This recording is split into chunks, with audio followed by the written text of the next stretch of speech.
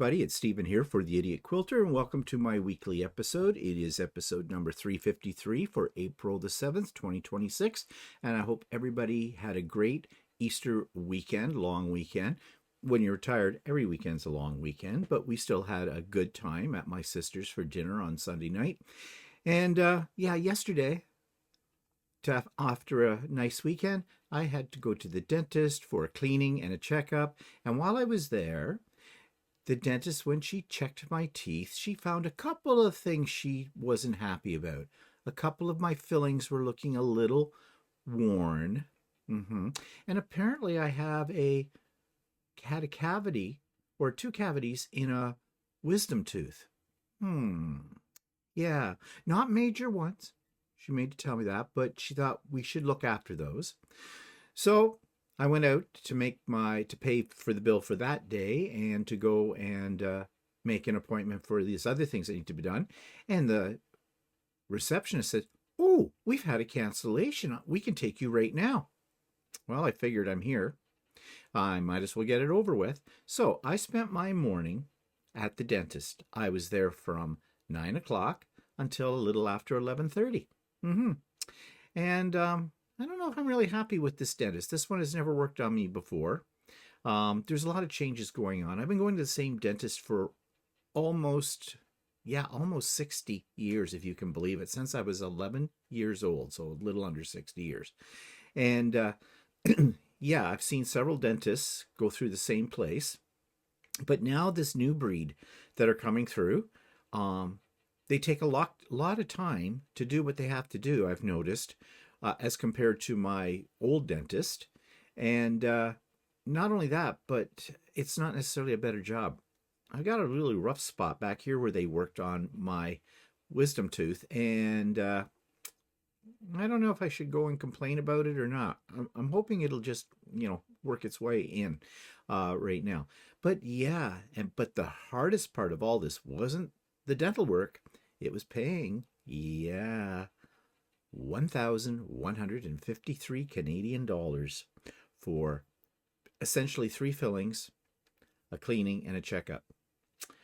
Great work if you can get it. That's all I can say. All I can say, too, is I'm glad we have third-party insurance, because here in Canada, many of you Americans or in other places might think because our health care is relatively universal, it doesn't cover dental. No.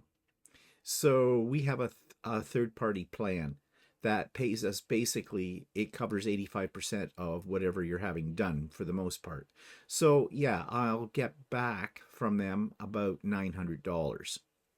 So it's still, so then it costs me, it costs me anyways because we're paying for the insurance and it's not cheap.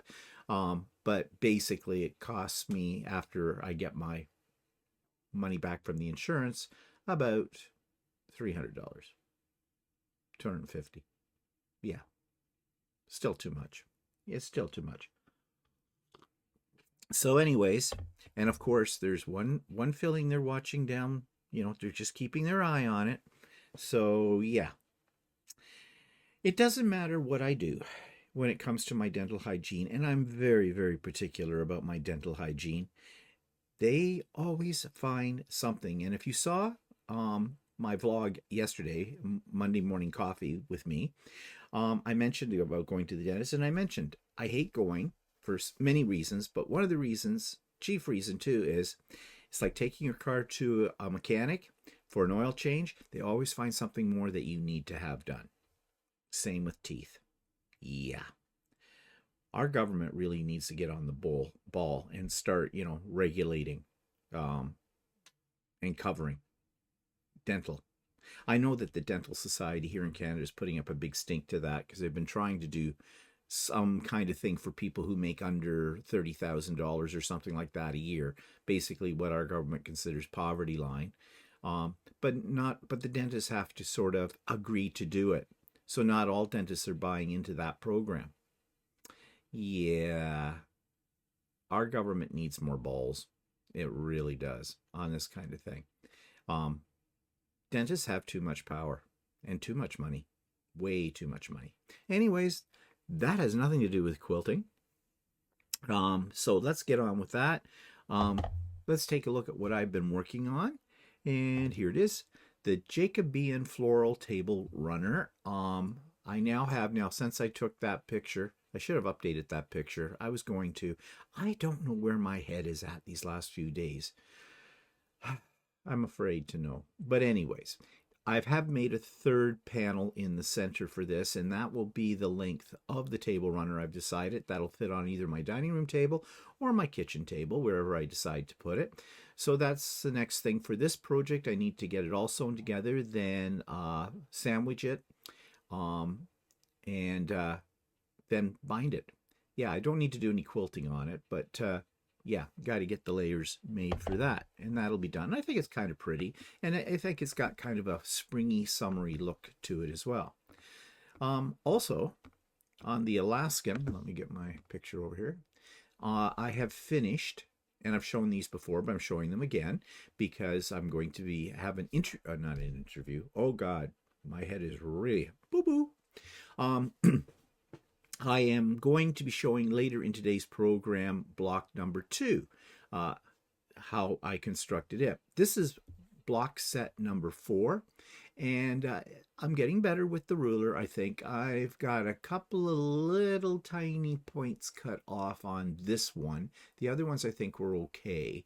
I'm not going to go in and change it because those will not be noticeable once it gets into the overall quilt. So yeah, it's coming along. It's a slow progress. Am I enjoyed doing it? Yes and no. When it all comes together, I am. The speed at which I'm sewing it is kind of got my goat. I think I'm going too slow, but then again, it's not a race. I don't have a deadline for this. So, you know, I got to get out of that idea that there's a deadline for things. That comes from my old days of teaching, and I just haven't grown out of it, even though I've been retired for 14 years. Okay, this is coming along nicely. Again, this is the Art East. This is second star to the right, the sew along, current sew along. I bought the kit, and I am slowly putting it together. This does take some time, and because you're dealing with so tiny of pieces, really tiny, like those little orange ones right there, the cheeks, those I think are 1 3/4 by 1 3/4, and the ones above it that mark the eyes are even smaller. So yeah, and even actually over here you can see this stitch and flip. That's a small piece too, and down here. So I'm following all of John's, and if you don't know who John is the designer of this. He's the owner of East Quilting Co. Check him out. And he'll be on my retreat too, so you'll get the chance to talk to John and have John show you all of his wonderful, wonderful kits. And he has many, and they're all great. But this, I said on my other one that I just showed you, the Alaskan quilt, I feel I'm going too slow. This is really slow because I'm being so careful to make everything accurate. And as I said, I'm following John's instructions to the T. And yeah, it's coming out fine. It's going to take a long time.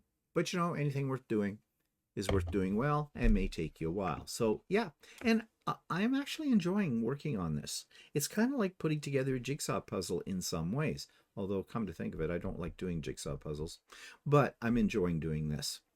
Okay, so I think that's all I have to show you there. Or do I? Yeah, that's all I've got right there for now. Let's move on to just what's coming up. What's up? Sewing with me on Wednesdays as always. Link is in the show notes. Now, I know some of you do have problems finding the show notes. You shouldn't. It is very simple. I have put together a short little video. It was included in yesterday's vlog, Monday Morning Coffee with Stephen. It's there. If you haven't seen that yet, go to it. It will explain exactly how you find on your computer the show notes, which have all the links to everything I talk about in all of my shows. So there's a show notes section for every video. That's where you'll also find my email address, and there is an explanation of how you do that in the show notes. Do you hear a little bit of well, I don't want to say pissed off, but a little impatience right now.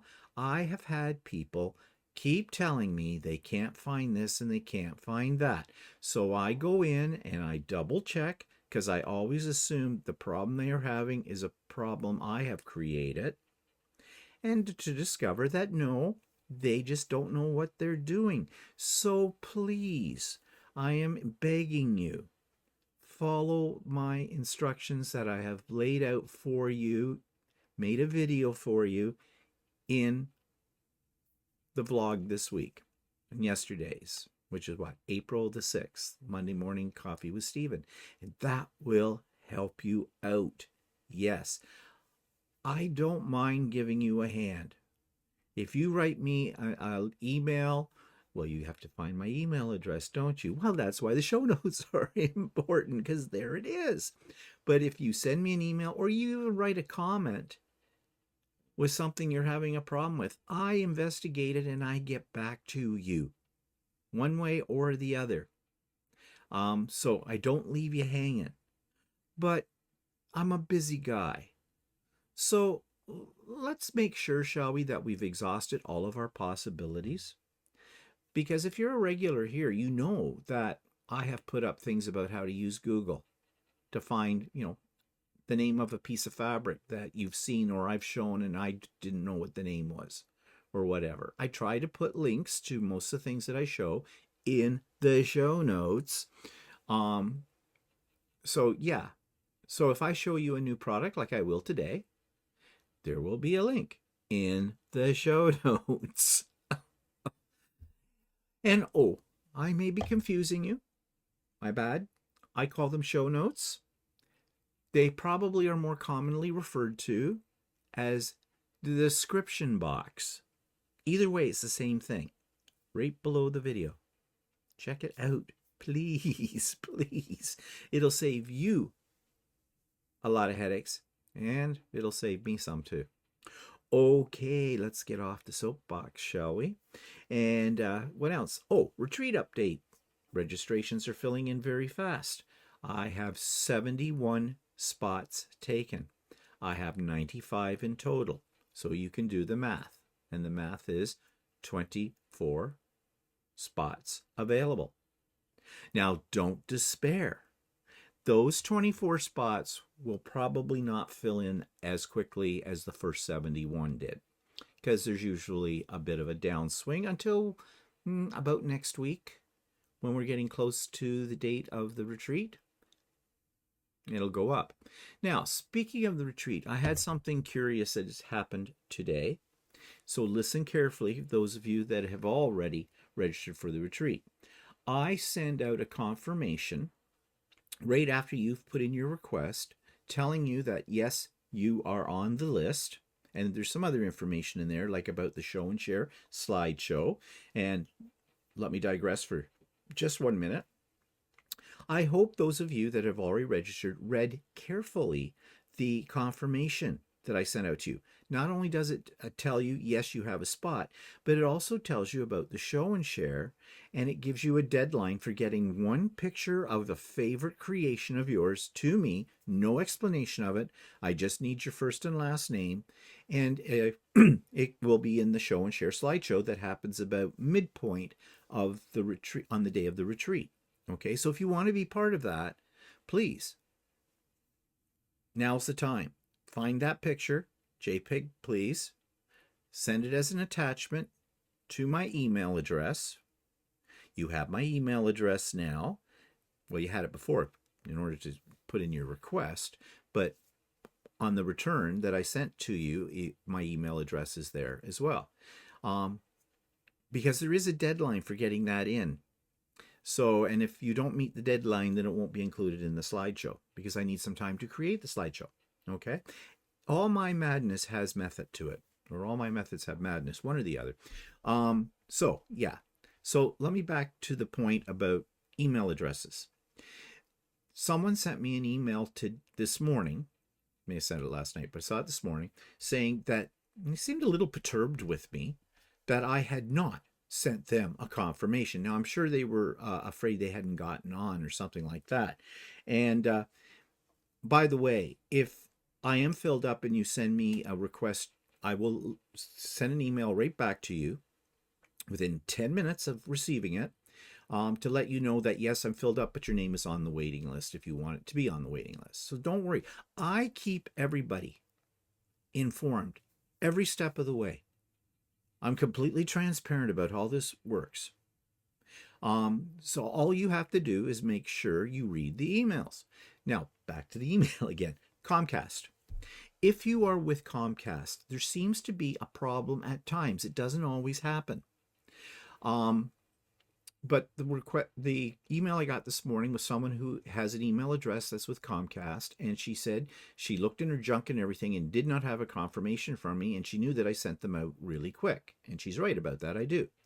So I immediately went to my alternative email address, which is a Gmail address, and I sent the confirmation to her, because for some reason the Gmail address I have doesn't have any, or Comcast doesn't seem to have any problems with Gmail. It seems to have problems with my Simpatico, which is my provider, Bell Canada. It seems to have a problem with that address. So what's the bottom line here? If everybody who's already registered as of today, April 7th, 2026, you should have received a confirmation email saying, yes, you're on the list. If you did not, send me an email and let me know, and I will send you the confirmation through my alternative email address. Now, there shouldn't be any problem come when the next major email that I'll be sending out next week to everybody, which is I create a mailing list from everybody's registration, but I create that in my Gmail account, because I know there are, as I've already said, some problems with getting emails from me if I send it from my Simpatico one. So I create the email address, or the email list, in Gmail, and that's where I will send everything out from when it comes to announcements. Okay? And just to let you know, if you send me something to my Gmail address, which is stephenbland@gmail.com, I will get it even through my regular email address, because I have it forwarded to me. Okay, that's probably way more information than you really needed to know. But just say that, just final line. You should have gotten a confirmation from me. If you did not, send me an email and let me know you have not gotten it. And be sure to check your junk mail or your spam mail to make sure it didn't go there. Okay? I want everybody to have working email addresses because there are things I'm going to be sending to you. So it's important. Okay, so as I said, there are more spots available, but if you're still sitting on the fence, make up your mind real quick, because it is going to fill up. All right, so let's move away from the retreat. Let's talk about what Walter's doing with Lucy these days. And yeah, I've got the wrong picture here. I need a different one. I'm just going to get that. Okay, so I found the picture. Here is Walter's progression in free motion quilting. This was the big bed sheet that he's now filled up. He's working on a second one. More about that in a minute. And all down here, ignore these little swirly lines. That was me with the computer playing around when I first put this, loaded this onto the long arm for him. And so you can see up here, he was trying some little feathers and bubbles and things. And if you travel down this and you get down here to his feathers, look at the progression.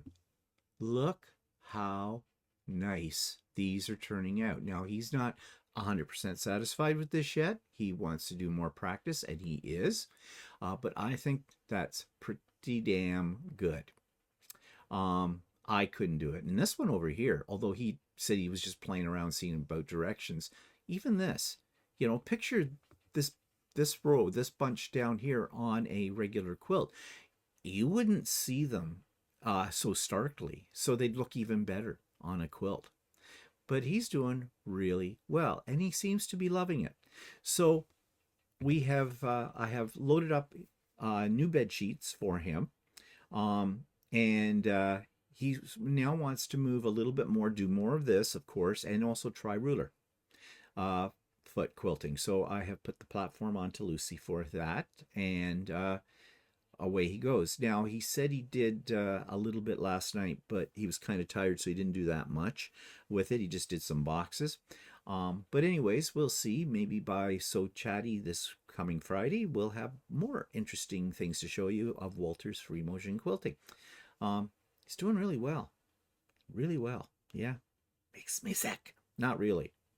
Because, you know, it's part of my plan. All part of my plan.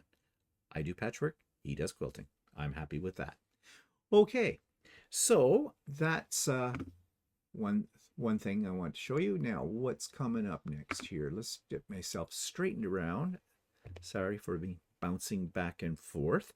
It's the way my brain's working today, if it's working. Let's talk about subscribers' comments of the week. Okay, got several here. Diana says, I have the Alice Wonderland quilt book, which is 100 6-inch blocks. I will not use Liberty fabrics that she uses as they are too pricey. Okay, I'm a little confused by this. When she said she, I don't know if she's referring to Alice in Wonderland herself or she's referring to John. John is a John, not an Alice, or a she. But anyways, it doesn't matter. She says they are too pricey. So I wasn't sure. I wasn't doing the Alice in Wonderland one. So I didn't realize that John was using Liberty fabrics. Although, if you buy the kit, Diana, those fabrics are included, and it is at a much more of a saving than trying to go out and buying all the fabrics on your own. It uses 100 different Liberty fabrics. I started collecting similar fabrics and hope to start this later in the year. Okay, a tip, Diana. I know that the kits seem expensive. I mean, it cost me $700 for, and I'm talking in Canadian dollars, for the one I'm working on. But the time it saves you and the headache it saves you picking your own fabrics, because as you say, there's there's 100 different fabrics, according to this in the Alice in Wonderland. I don't think there are 100. And I might be confused. Maybe you're not talking about Art East. Maybe this is a different project. I'm not really sure.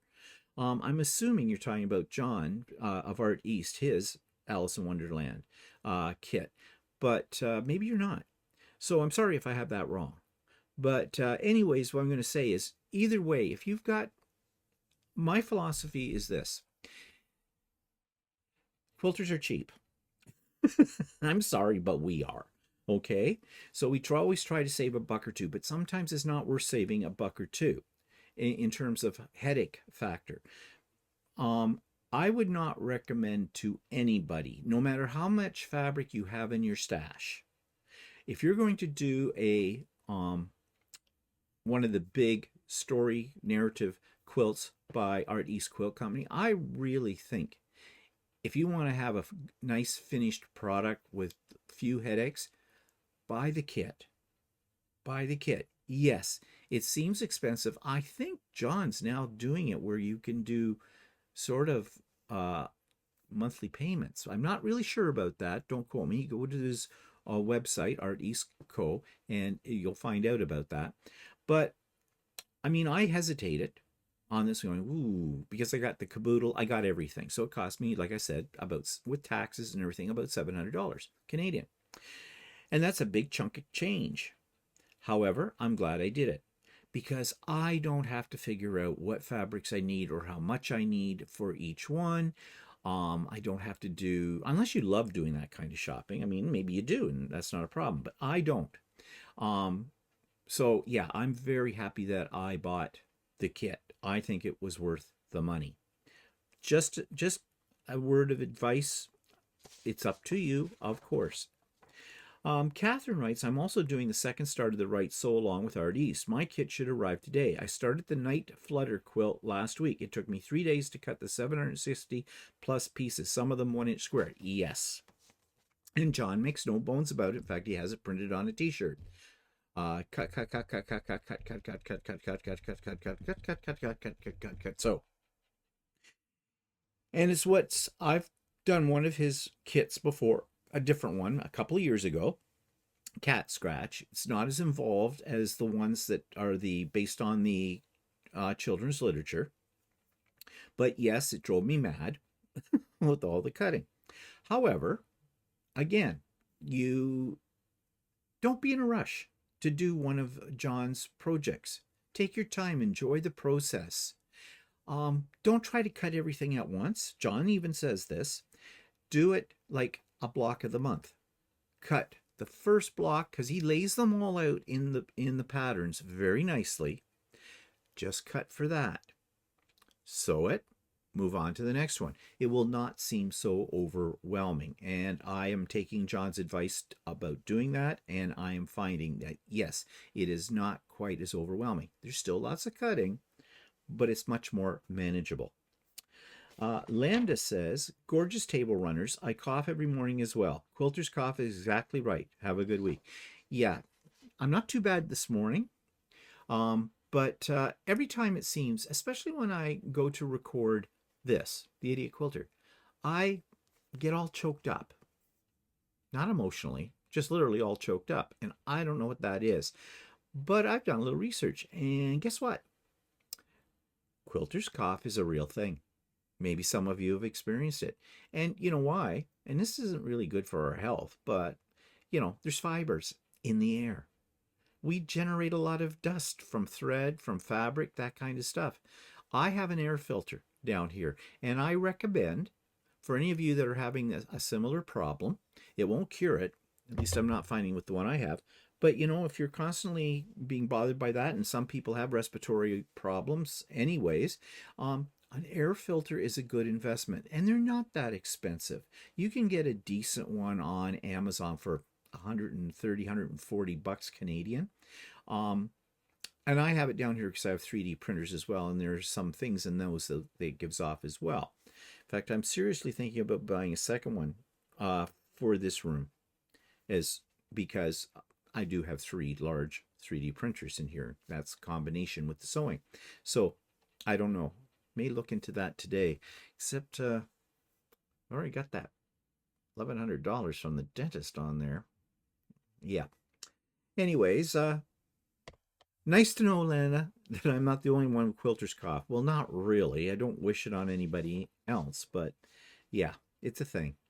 Okay, Rachel writes, honestly, if I read those instructions and all the cutting that needed to be done, she's referring to the Art East kits, I would have to go lay down in a dark room for a day before I actually attempted anything. Mind you, I haven't made any quilts yet. I'm looking at many patterns and instructional videos before I attempt anything. Okay, Rachel. My dear, it is good to go and watch some videos on YouTube, and do some reading about quilting when you're first starting out, because there'll be many things you don't know, and that'll help. But don't spend all your time viewing hundreds of videos and reading hundreds of articles about this. Just do it. My suggestion for you as a beginner quilter is go to a local quilt store or online, find a pattern you like, and look for a kit for that. Buy a kit, okay, to start with. Now, there are problems with kits, but buy a very basic kit.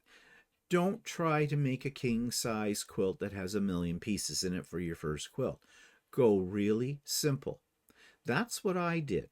And I was like you. I watched a whole lot of videos and read a whole lot of things before I just did it. And I should have just jumped right in with both feet.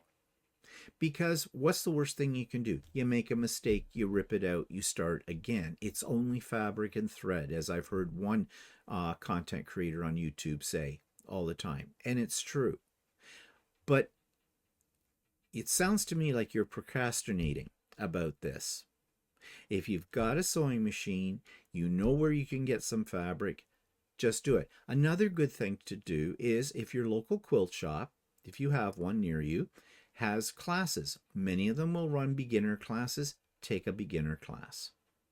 That will look at how to thread your machine, how to set up a 1/4-inch seam allowance, how to sew squares together and basic pattern stuff, all of that. And I did that as well, and that was a really great help. Plus, they're very social. So, it's fun as well as you learn. that would be my suggestion to you. Get off the pot, babe, and get on with it. Just get her done. Yep. Okay, so last week on So Chatty, I'm now into my reviews and demos section. So Chatty last week, I made a carpenter's wheel with the Accuquilt. I had this die for several years. I thought it was time to show you how to use a die to make a complete block. It is a large block, and you can see it right over my shoulder here on my display board. It's the one with the pinky, reddy, greeny, yellow. I'm not a fan of that color scheme that I used, but I was trying to find the colors they used in the actual pattern that came with the die. It's close enough so it wouldn't confuse anybody. So I have done that. And then I got thinking, well, I should have gone maybe a little bit more basic. And so I pulled out, last week, I pulled out my 8-inch cube set.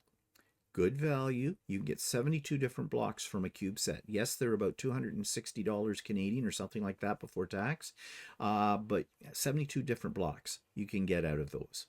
So I think they're worth the investment if you're just starting out in Accuquilt. But I made, and it's going to be on this week's So Chatty, going to show you one of those blocks from the little booklet that came with the 8-inch cube. And my plan is to possibly go through all of the blocks or all the cube sets. They're all different sizes. They range from 4-inch right up to 12-inch, and I have them all. Yeah, I'm like that. And maybe make for the next few weeks one block from each one of those sets. Now, I might be able to put these blocks when I get them all done, and that maybe add a few more to it and make a quilt out of it, showing you how to making a quilt using Accuquilt. I don't know. We'll see how that goes. But yeah, this coming week then on So Chatty, we'll be using the 8-inch cube set to make one block that they suggest and how easy and fast it can be.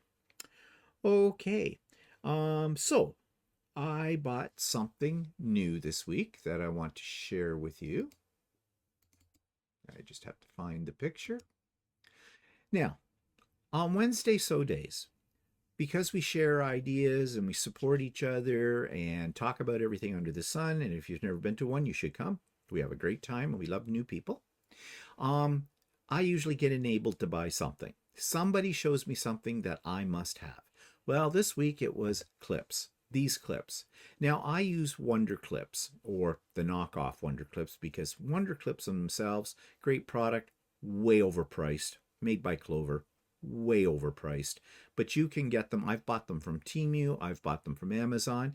Yes, they break, but so do the Wonder Clips, and not that often. And, you know, so every now and then a couple break. If I get low on my set, I buy another package. No problem. But these ones are metal. First of all, they're really cute. And they do grip really well. And one of the ladies was talking about getting these and how much she liked them. She especially likes them for bag making because she makes a lot of lovely bags. And yeah, so I thought, well, what the heck? They weren't that expensive.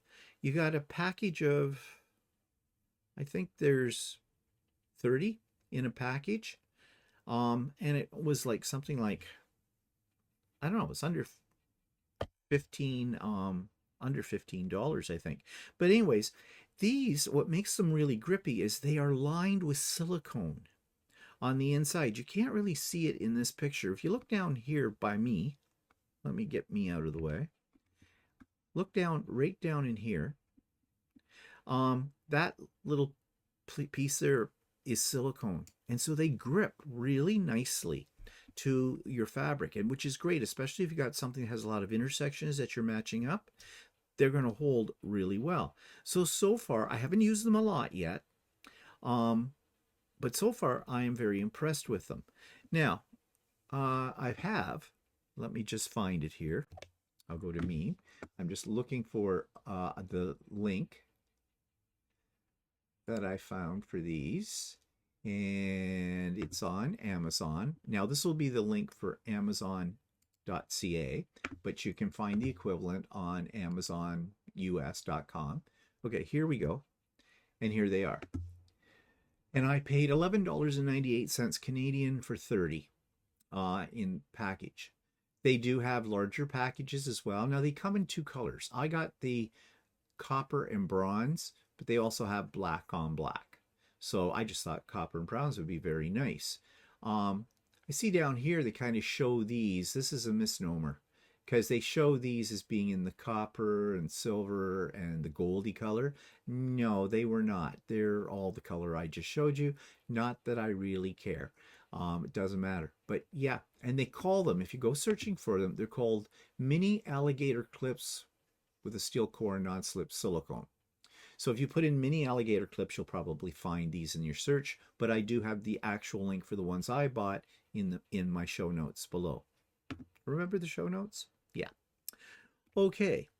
So another thing that I created with my 3D printer, and you know I'm always looking for things that I can use my 3D printer with that work with quilting. Well, I found something. I had a problem. Okay, my problem was, and you know, necessity is the mother of invention. I needed somewhere else to display my quilts.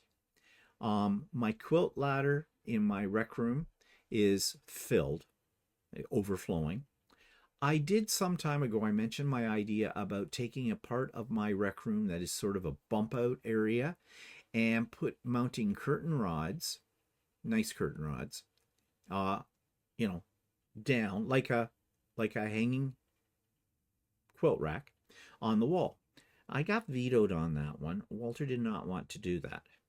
He did not think that would be a good idea. I worked on him and I worked on him and he didn't. So they've been sitting in a box for quite a while. So I was trying to think of another way what I could do with them. Well, I came upon this 3D printed model for brackets, over the door brackets, which you see here. They just hook over the door. So I printed them out of not my usual plastic. I printed them out of what's called PET G, which is a stronger type of plastic. And the curtain rods I bought, and they're under here, are metal. And they were ones that you could put pieces in and make them larger or smaller. Well, the largest extension is what I have right here. Problem was, on these little bump out hook things, I was afraid they'd slide off the end. It didn't look very nice. Well, they did come with these kind of ends on it, but in metal. But they didn't come off. So I took the inner pieces you put together. They were the right length. And I printed these end pieces that you see here in orange and purple over here on the other side. And they fit on there well. Actually, I had to use a little E6000 to hold them.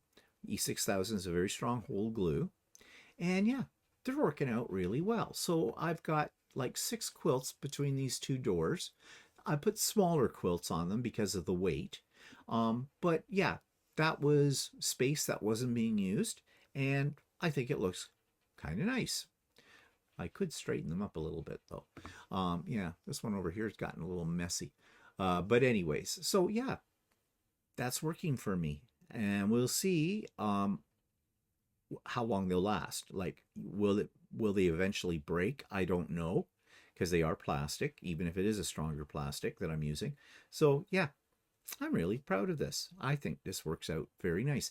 And Walter didn't put up any fight, especially when he found out there was no holes needed to be drilled.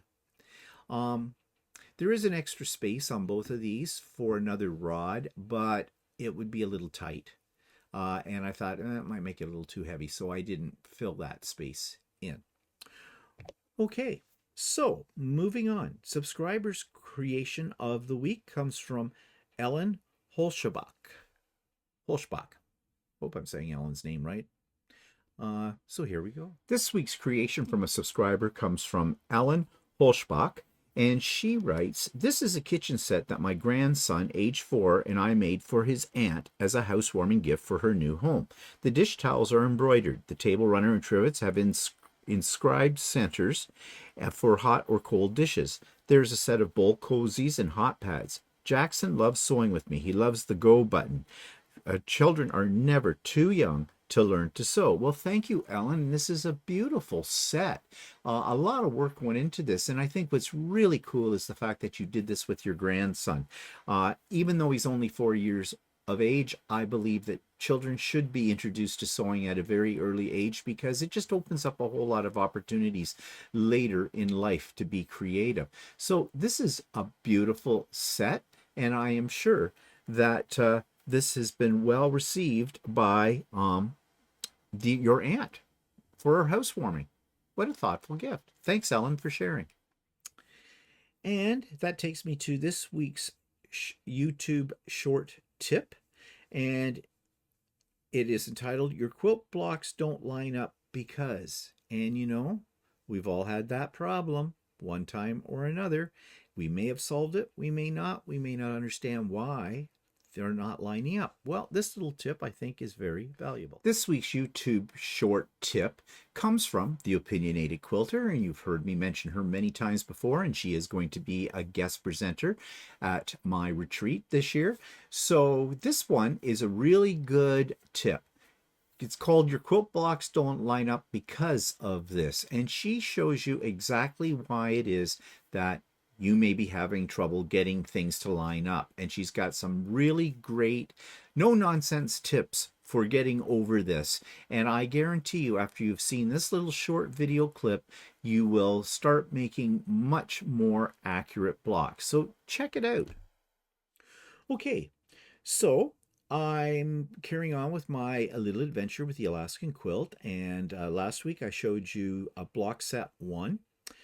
This week, I'm going to show you my adventures with block set number 2. Okay, so I have gone ahead and made block 2. And I'm not going to pretend this was fun. It was not. This was a pain in the butt. And I'm going to tell you why it's a pain in the butt. You have all these pieces here. And there's a lot. There's 1, 2, 3, 4, 5, 6, 7, 8, 9, 10, 11, 12, 13, 14, 15, 16, 17, 18, 19, 20 pieces you have to put together.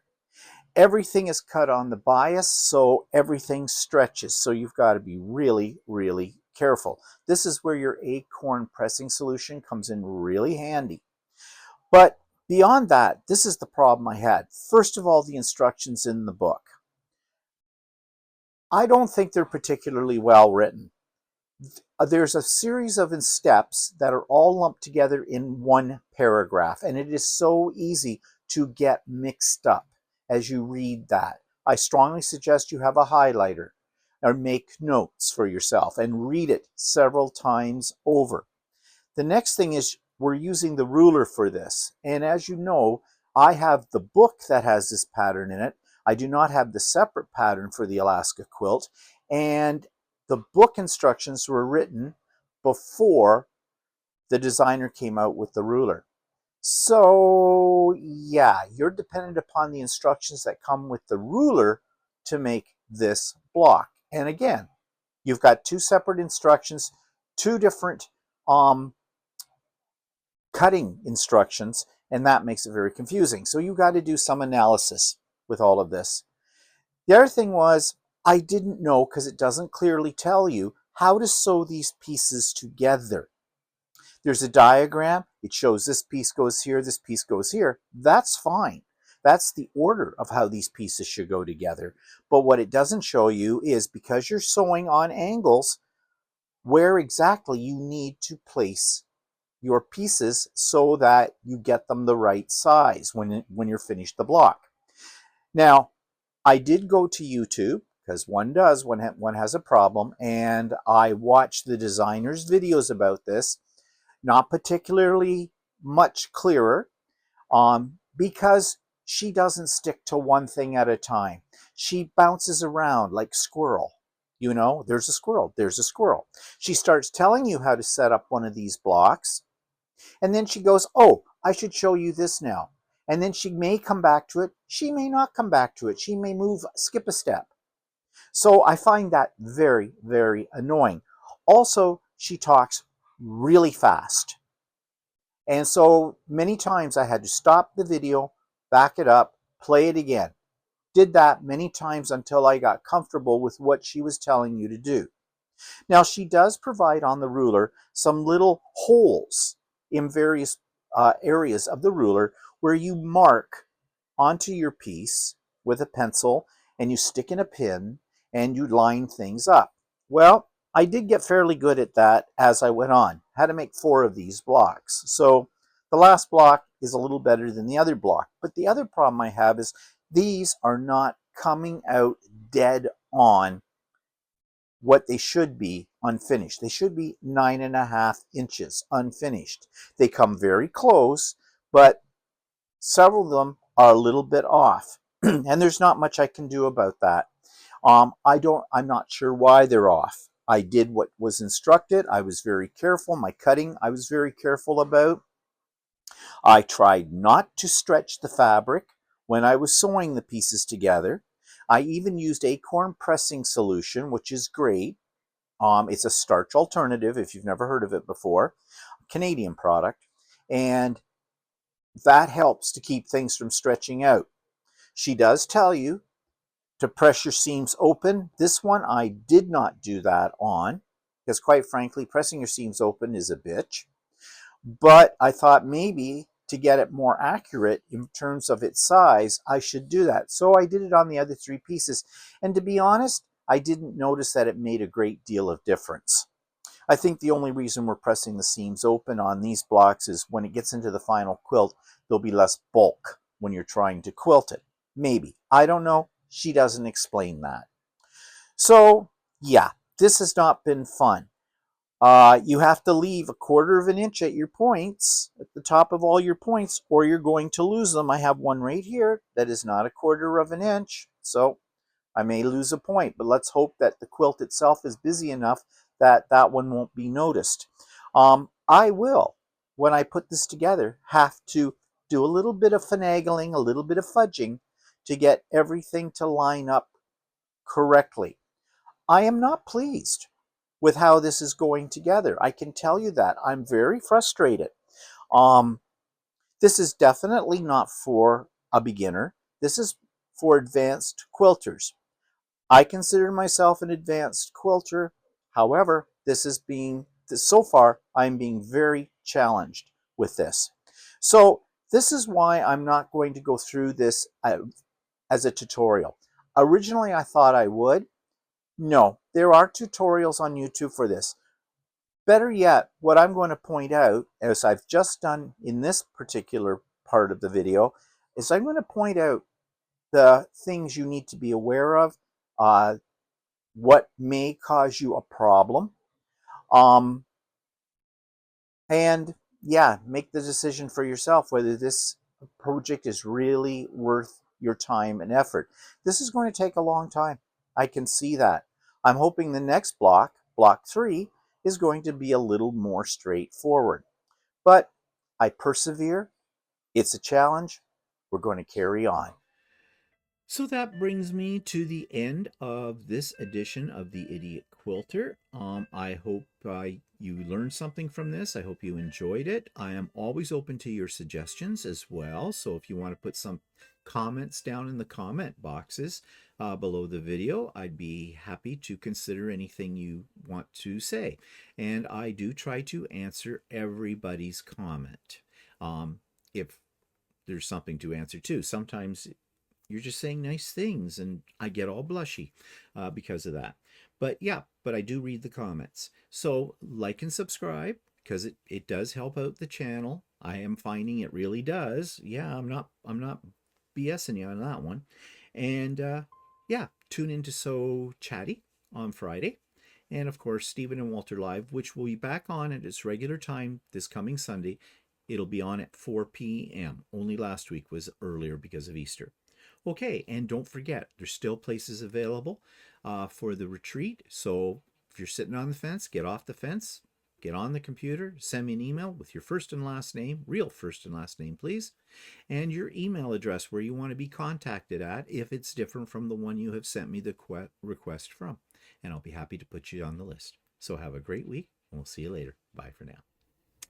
Hi. I'm just going to interrupt my program for just 1 second to remind you to like the video, to subscribe to the channel, and hit the bell for future notifications. That's all I ask of you. Show me a little love. Thanks.